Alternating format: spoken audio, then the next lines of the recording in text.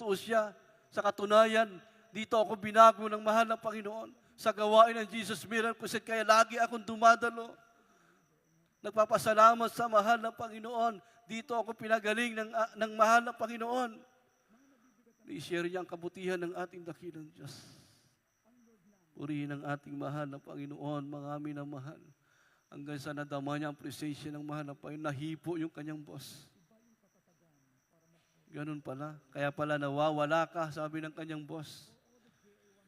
Purihin ang ating mahal na Panginoon. Alam niyo po yung kanyang boss, mga minamahal.